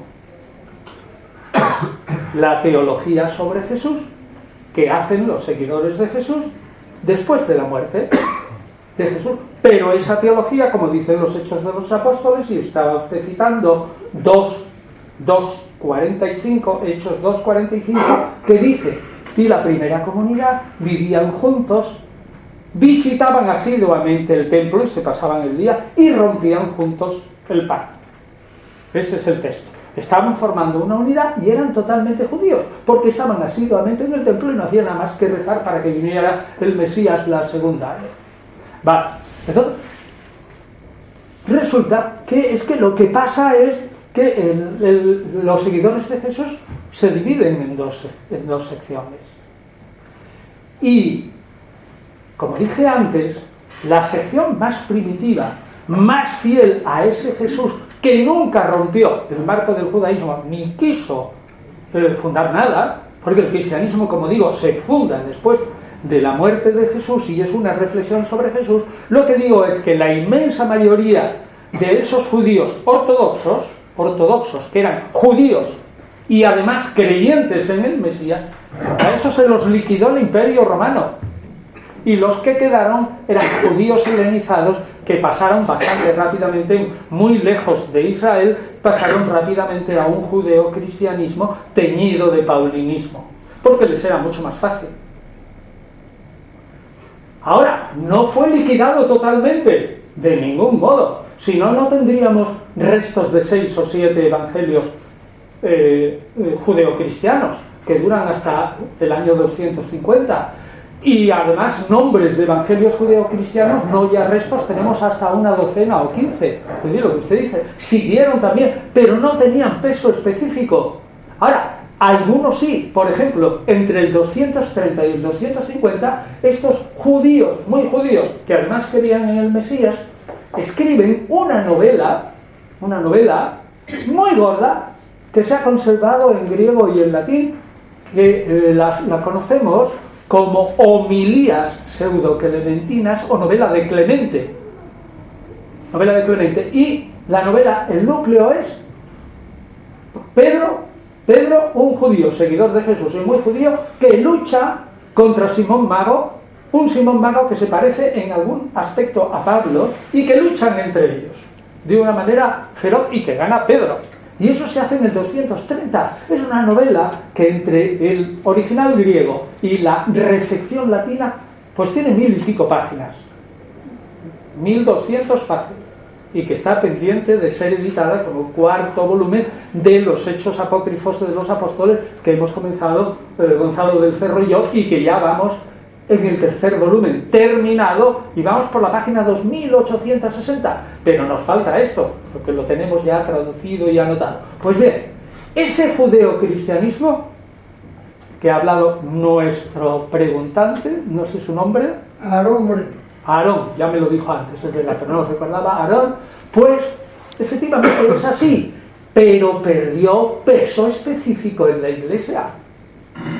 Y en el Nuevo Testamento, en la realización del Nuevo Testamento, los judeocristianos estrictamente santiaguistas, petristas y juanistas apenas cuentan, porque el Evangelio de Mateo ciertamente es muy judío, y en algún aspecto realza a Pedro. Tú eres Pedro y en esta piedra edificaré mi iglesia, lo realza a Pedro, que es un texto aisladísimo que los demás evangelistas ni lo recogen. Pero bueno, está ahí. Pero toda la teología de Mateo es paulina. Toda la teología del Mesías de Mateo es totalmente paulina. Totalmente. Y su concepción de Mateo, de la muerte y resurrección del Mesías Jesús, es totalmente paulina. Es decir, en la construcción del texto del Nuevo Testamento, ese judeocristianismo estricto no influye, tanto cuanto se cree. Quedan restos: Mateo, Santiago, Apocalipsis, fundamentalmente. No Judas, esos tres. Pero es que son 3 obras, de las cuales una es pequeña, respecto a los 27. Pero en fin, lo que usted ha dicho, para que se quede tranquilo, Aarón, yo abono todo lo que dice, O sea, que es que es una descripción que es así. Hay 3 líneas grandes de transformación de Jesús. La primera línea es, sin duda, y la da Pablo, es la divinización de Jesús. La segunda línea es la desescatologización. Es decir, Jesús y Pablo estaban totalmente convencidos de que el fin del mundo vendría en 10 minutos, a la vuelta de la esquina. Y como no llegó, había que cambiar el concepto del reino de Dios, claro que ya no se podía producir de modo inmediato, y había que cambiarlo del fin del mundo, que se tomó de una manera más simbólica, y que ahora se ha dejado abierto hasta Dios saber, cuando Dios quiera. Por ejemplo, ¿por qué creen ustedes que el Apocalipsis no fue admitido en la Iglesia Oriental como canónico? Pues por la concepción que tiene del milenio, de que va a haber un reino de Dios, una primera fase del reino de Dios de 1000 años en esta tierra, en una jauja feliz y en un banquete perfecto, el de la que formarán parte el Mesías y unos cuantos de sus seguidores degollados, que son los 144.000 marcados, pero el resto no. La Iglesia rechazó eso, lo desescatologizó. Y lo último es el último impulso es la desjudaización, que eso ya lo dije antes. Un Mesías estrictamente judío, que no se abriera al resto de la humanidad, no tenía ningún porvenir en el mercado de las religiones orientales, en el Mediterráneo oriental del siglo I. Hubiera fracasado inmediatamente. Pues, como los judíos. ¿Qué formaban los judíos? Una minoría. ¿Cuántos judíos podía haber en el siglo I? Respecto al imperio, se calcula que el imperio romano podía tener en el siglo I aproximadamente 62 millones de habitantes. Los judíos no llegaban a 5 o 6, todo lo más, y muchos de ellos eran renegados, es decir, se habían asimilado al imperio. Los que quedaban judíos siempre eran una minoría. Eso es lo que le hubiera pasado al judeocristianismo si hubiera triunfado esa rama, pero triunfó la rama paulina. Pero no el pensamiento de Pablo, que eso también habría que explicarlo. No el pensamiento de Pablo, eso lo explico claramente en la guía para entender a Pablo. No, sino el pensamiento de los seguidores de Pablo. El hecho es, existe Jesús de Nazaret y es reinterpretado por Pablo. Y Pablo y Jesús, a su vez, son reinterpretados por los seguidores de Pablo y de Jesús. Hay un proceso de reinterpretación que empieza a cuajarse a final del siglo II, porque la teología de Ireneo de Lyon, refutación de todas las herejías que yo he nombrado aquí, un hombre que escribe en el 170, es una teología pues que ya es casi como la católica actual, casi. Bueno, había muchas cosas, pero bastante. Y sigue el proceso de divinización, pero tarda siglos. En Nicea 325 se forma la primera parte del credo. Pero hay que esperar hasta el 451, el concilio de Calcedonia, para que ahora en la misa recemos el credo niceno-constantinopolitano. Digo Constantinopla porque Calcedonia es un barrio de Constantinopla. Nosotros rezamos el texto niceno-constantinopolitano. Pero ese tardó en formarse hasta 400 años después de la muerte de Jesús. ¿Usted cree que el pastor de un tal Hermas, una obra que se publica en Roma, absolutamente piadosa y todo eso, que se publica en Roma en griego para que los romanos sean buenos cristianos y se dejen de vicios y de todas esas cosas? Es una obra que son visiones y él habla con la iglesia, se le presentan los ángeles, la iglesia, y entonces le cuentan cosas como han de ser los cristianos en ese momento. Estamos en el año 150. ¿Ustedes se creen que el pastor y su autor, Hermas, que además era hermano de Pío, el Papa en ese momento, ¿ustedes se creen que Hermas tenía alguna idea del Espíritu Santo como lo tenemos nosotros? Ninguna. No sabía lo que era el Espíritu Santo. ¿Ustedes creen que Pablo, lean todas las cartas, tenía alguna idea de la Trinidad? No tenía ni idea. Es decir, todo eso se va formando lentamente y exige siglos. Pero repito, siempre sobre una base paulina, porque la otra base, santiaguina y petrina, fue liquidada por los romanos fácticamente y quedó reducida a una serie de grupúsculos sin peso político eclesiástico. No formaban parte de las iglesias que mandaban. ¿Cuál era la iglesia que más mandaba en el siglo II? Pues la de Roma. ¿Por qué? Era la que más sinagogas tenía, la que más judeocristianos había aportado y era la que tenía más dinero. ¿Y quién mandaba más? Después de Roma, Alejandría, que tenía mucho dinero. Y después Antioquía, que tenía mucho dinero. Y después Éfeso, que tenía mucho dinero. Es decir, las que mandaban eran las que tenían más dinero y tenían más número de cristianos y compraban más libros y hacían más Biblias y más ejemplares de los evangelios, etc. Eran poderosos. Y los que vencen en la historia son los que escriben la historia.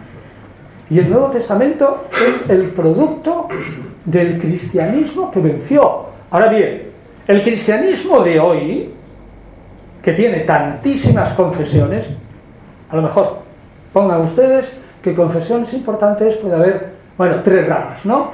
Cristianos, protestantes, o católicos, protestantes, ortodoxos. Y dentro de los protestantes pues puede haber 10 denominaciones, más o menos. Y denominaciones cristianas pues puede haber importantes, a lo mejor más o menos, que estén en las, en los diccionarios, a lo mejor 500 denominaciones cristianas. Somos 1.200 o 1.300 millones de cristianos.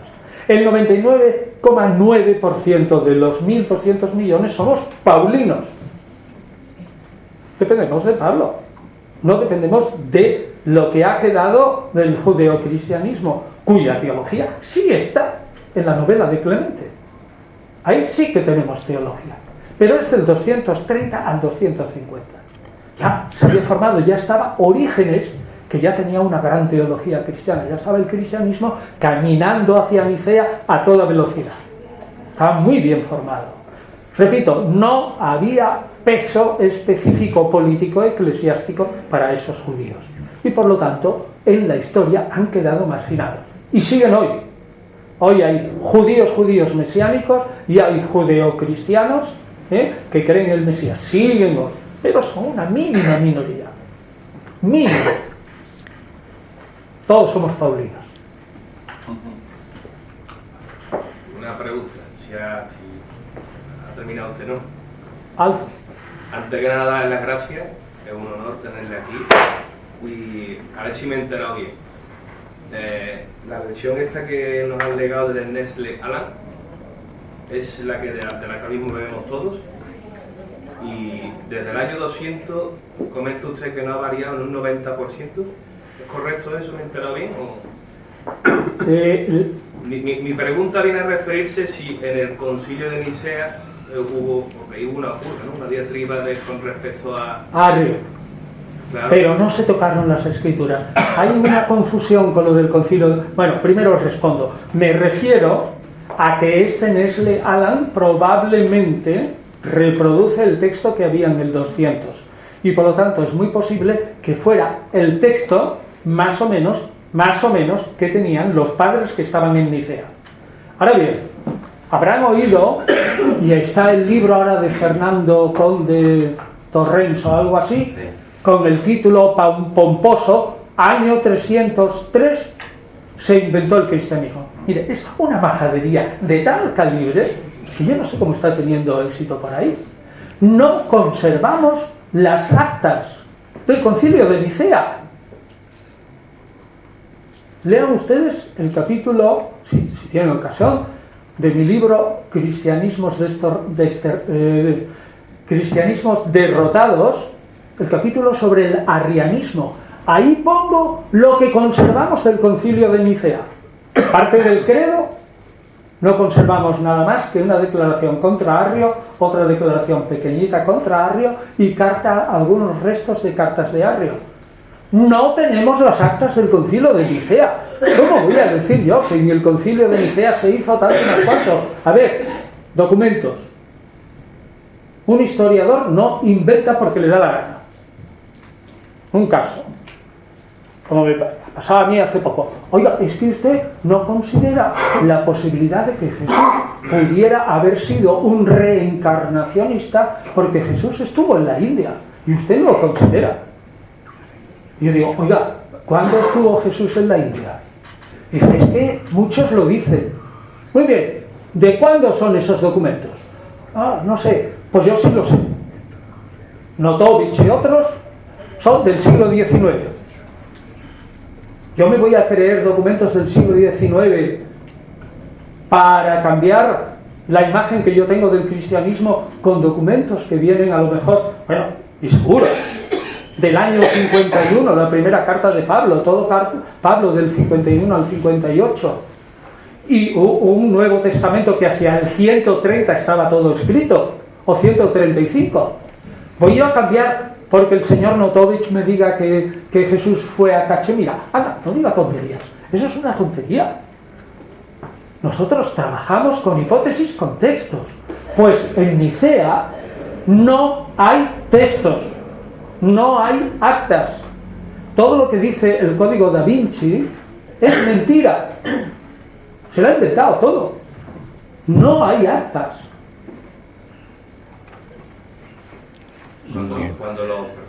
Cuando entonces Constantino decide cohesionar el Imperio Romano bajo un solo credo, no cabe la posibilidad de que también quisiera meter parte de las credenciales mistéricas antiguas en el nuevo Evangelio. No. ¿Cómo sabe? No. Vamos a ver, lo que nosotros sabemos de Constantino, primero, lo que nosotros sabemos de Constantino a ese respecto está en la vida de Constantino de Eusebio de Cesarea, escrito poco después de su muerte. Y nada más. No podemos fiarnos absolutamente de todo lo que dice Eusebio. Por ejemplo, una crítica actual a la vida de Constantino de Eusebio es decir que el edicto de Milán, año 311 o 312, y la famosa batalla del puente Milvio, que eso existió seguro, porque hay otras fuentes, pero que se le aparece Jesús y en el lábaro, es decir, en el banderín o la bandera pequeña, había un crismón ahí tallado, es decir, el signo de Cristo. Eso es una leyenda. Y lo del edicto de Milán lo dicen solamente Eusebio de Cesarea y Lactancio. El 90% de los escritores actuales y críticos actuales no creen que el edicto de Milán fuera histórico. Segundo, no hay ningún texto fuera de Eusebio de Cesarea que diga estrictamente que Constantino tuvo interés en la Iglesia Católica por sí mismo.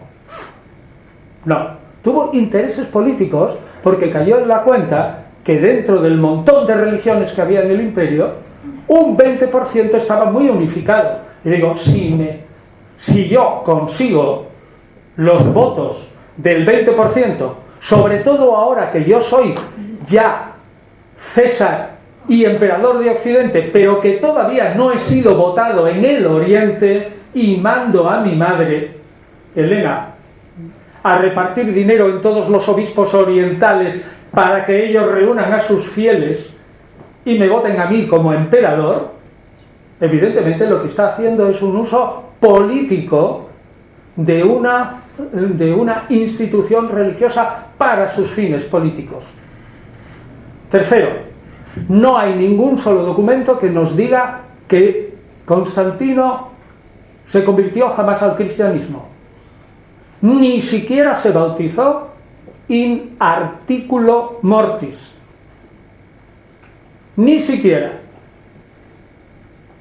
Es decir, no tenemos ningún documento que diga que Constantino fue cristiano. Un señor que efectivamente protegió a la Iglesia. Claro que no le dio dinero, hizo algunas basílicas. Por ejemplo,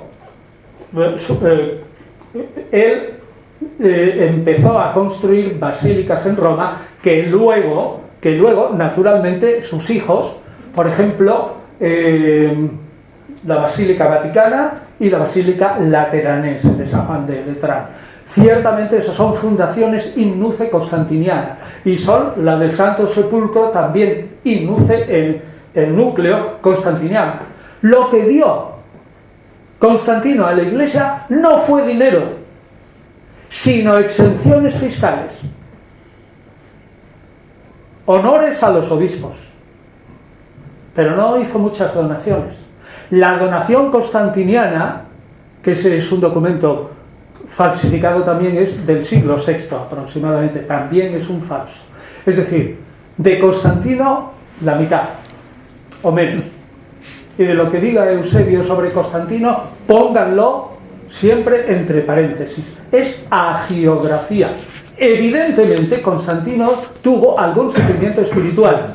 Probablemente lo que dijo es esto, o lo que pensó: hago muy bien, y esto es una mentalidad de un politeísta que admite la protección de todos los dioses, hago muy bien en congraciarme con el Dios de los cristianos y favorecer a los obispos y a sus seguidores, porque de esta manera el Dios de los cristianos me protegerá a mí del mismo modo que el Dios de los cristianos, tal como veo, está protegiendo a su grey, que son sus pastores, los obispos y los fieles.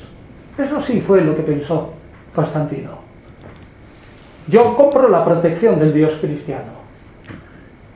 Gracias. Pero si es que era un pagano totalmente. Y un pagano, ¿usted sabe por qué se le llamaba a los cristianos ateos? Fíjese si serían ateos los pobres cristianos. De ateos tienen lo que yo de chino. Nada, los cristianos no eran ateos. Pero un pagano decía: ¿de qué depende la salud de la ciudad? Es un pagano, ¿eh? De la protección de los dioses. Si yo dejo los sacrificios a los dioses, Y si vienen estos individuos que están predicando un Dios único y no los dioses que desde siglos inmemoriales están protegiendo esta ciudad se va al garete. Es decir, el ateísmo significa no hacer sacrificios y no considerar a los dioses que políticamente protegían una ciudad. Bueno, pues esa mentalidad trasládenla a Constantino. Y repito, Constantino dijo, vaya un Dios más fuerte. Estos cristianos están bien unidos y son estupendos. Yo compro la protección de ese Dios. Y políticamente utilizo a los cristianos para que me voten en el Oriente. Se acabó. Esa es la interpretación de verdad de Constantino. Muy radical, pero es lo más sensato. Muy claro, profesor.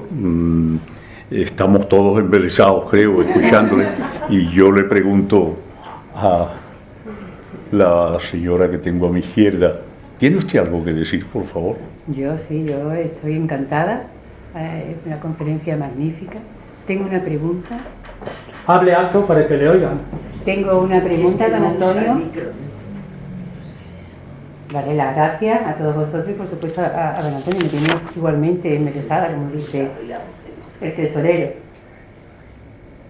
Lo que tengo también una pregunta que hacerle en relación a la numerología que dice usted, que cita, que es también un consenso. ¿Por qué es ese consenso y de dónde viene? No ya solamente de las personas que forman parte del contrato, sino el motivo de la numerología. Esa numerología en sí misma tiene un sentido aparte de los puntos cardinales y o algo más hay en los números. Yo creo que lo que hay en lo de los números cardinales hay teología y lo dice San Ireneo claramente. Lo dice San Ireneo que solo pueden ser 4 evangelios porque 4 son los puntos cardinales. Fíjense. Y luego hablo de lo demás. Fíjense un paréntesis esto, qué interesante es esto. En griego, Adán se dice Adam, terminado en N, ¿vale? No como nosotros, terminado en N. Fíjense, la A es Arcton, la osa, el norte. La D es Disis, la puesta del sol, el occidente. La otra A es Anatolé, Anatolia, la salida del sol, oriente. Y la M es Mesembría, el mediodía, es decir, el sur. Luego Adán, los 4 puntos cardinales y los 4 evangelios están unidos por la necesidad de que el evangelio se predique a toda la humanidad, cuyo representante es Adán. Arcton, Disis, Anatolé, Mesembría. Eso es teología pura y numerología. Ahora, el 7.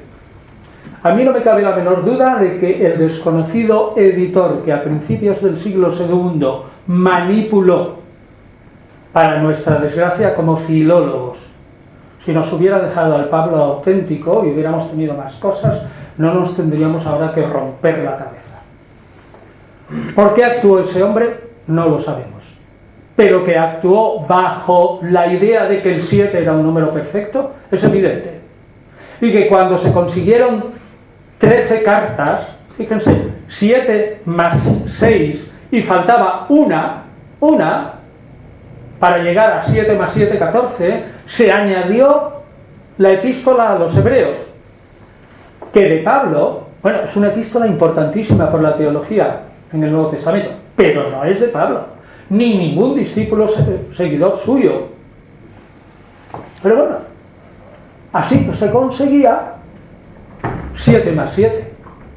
Luego, no le quepa la menor duda de que había que responder a el 7 de Pablo con los otros apóstoles, pero ya Lucas, en los Hechos de los Apóstoles, que entra a formar parte del canon, pero que como obra es anterior, por supuesto, está escrito quizás en torno al 110 o 120, probablemente en los Hechos de los Apóstoles, y resulta que este hombre solo habla de Pedro, Santiago y Juan. Al principio es que no nombra a otros apóstoles. Bueno, nombra luego a Santiago en el capítulo 12, pero solo cuando le mata a Agripa, para nada más. Entonces, Pedro, Santiago y Juan son los representantes de los otros apóstoles según la tradición, porque los tenemos en el libro de los Hechos. Bueno, pues 2 cartas de Pedro, una carta de Jacobo, una carta de Judas y 3 cartas de Juan, pero con el número 7. Y cuando en el Apocalipsis, o sea, ya tenemos ahí 7, o sea, 4 más 7, más 7, 14, más 7, para hacer un contrapeso. Es decir, los paulinos de ningún modo quieren romper con la iglesia de Jerusalén. Una manera de no romper jamás con la iglesia de Jerusalén es inventar las 2 cartas de Pedro. Si ustedes ponen las 2 cartas de Pedro y la teología de Pablo, es que es teología paulina. Es voluntario, absolutamente voluntario. Y el 7, en las 7 cartas del Apocalipsis, es absolutamente voluntario, porque todo el Apocalipsis está formado con el 4, el 7, el 4, en algún caso el 3 y el 7, todo el Apocalipsis. Es voluntario.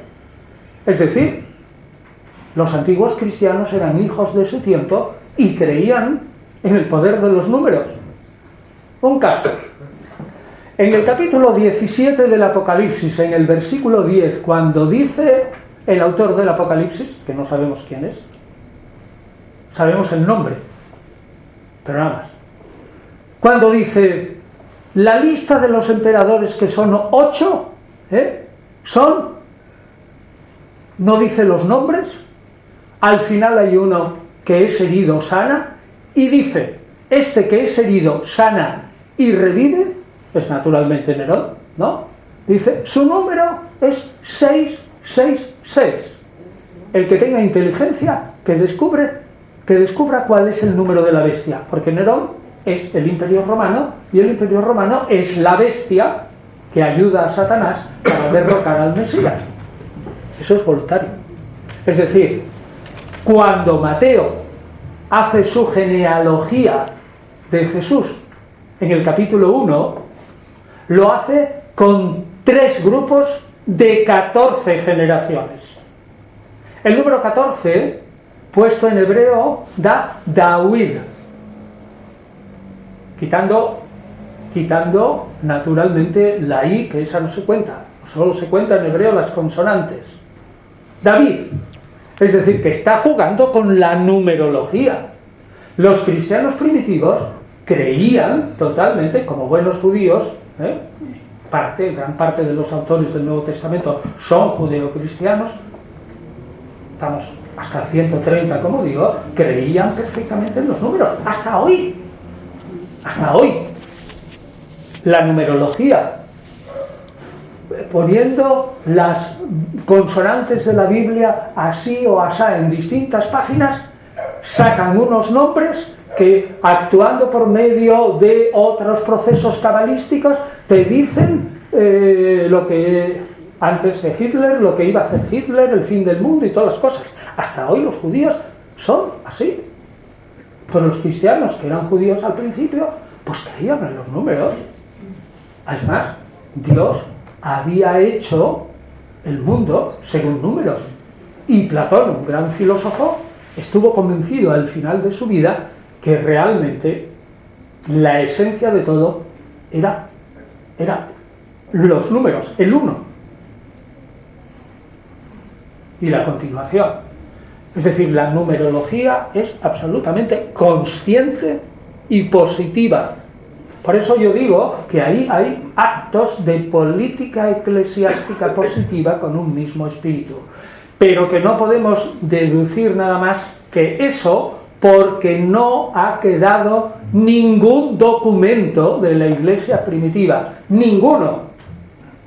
Como si la iglesia hubiera dicho, vamos a fastidiar a los que vienen y no les damos ningún documento. Y tenemos que leer entre líneas para reconstruir cómo se hizo la lista de algo tan importante como es nuestra lista del libro sagrado. No dejó ni un documento. Profesor. Porque todo el mundo lo sabía. seguiríamos escuchándole, ¿verdad? Mucho tiempo, pero desgraciadamente Hay que cortar. hay que... Bueno, muchas gracias a todos y yo estoy encantado aquí. Sigo lo que quieran. Gracias.